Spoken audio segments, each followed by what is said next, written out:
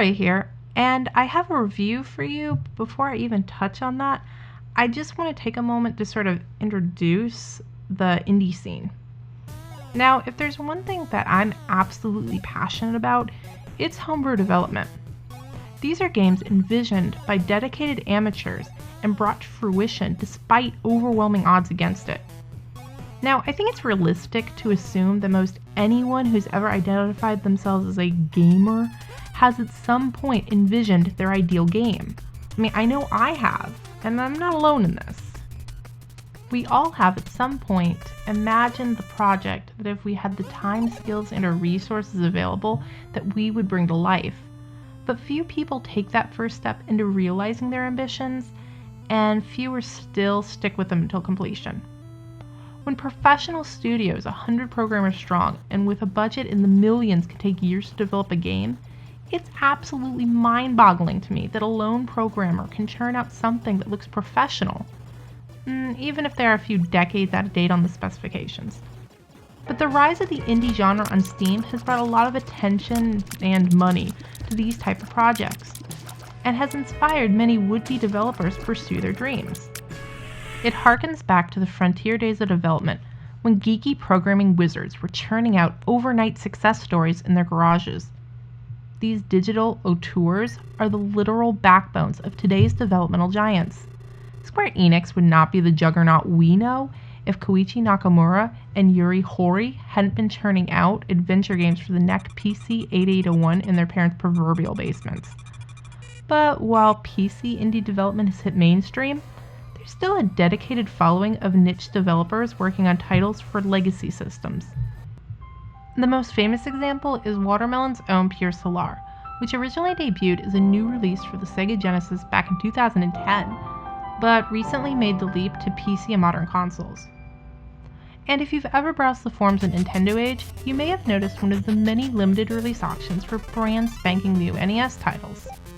Which finally brings me to the subject of this review. The Legends of Owlia from Gradual Games is an action-adventure game which draws heavy influence from the likes of Zelda and Star Tropics.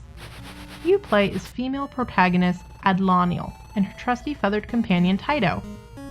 He's much more than an adorable pet though, as you rely on Taito for nearly everything.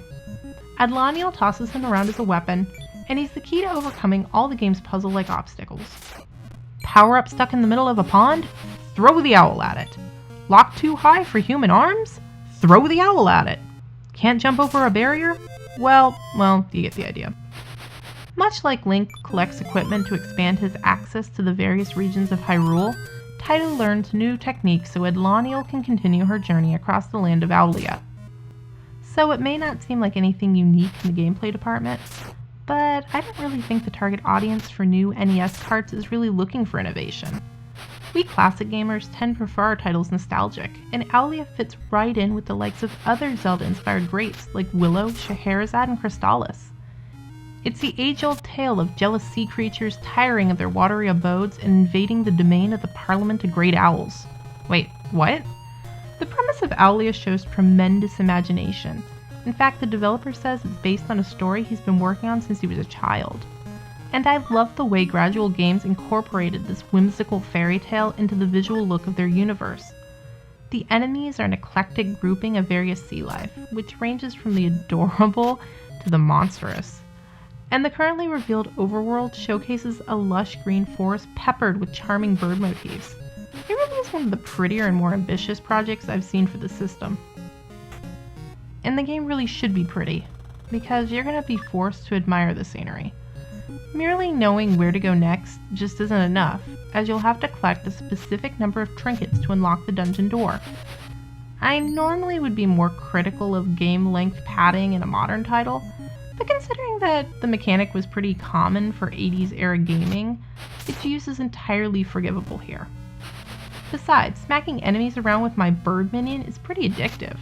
I happily welcome the justification to murder some evil fishies over and over again.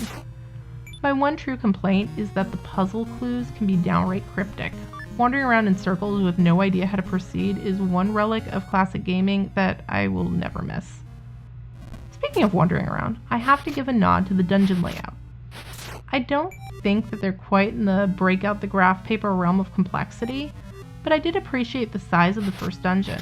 It really was just large enough to feel like I was exploring a substantial labyrinth.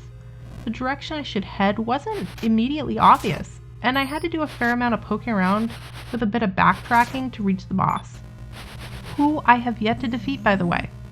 He's not impossibly hard, but you certainly have to memorize his pattern of attack and react accordingly.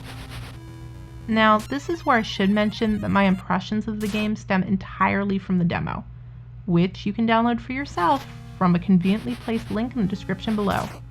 And disclaimer, anything and everything is subject to change by the time the game is officially released, either later this year or maybe next.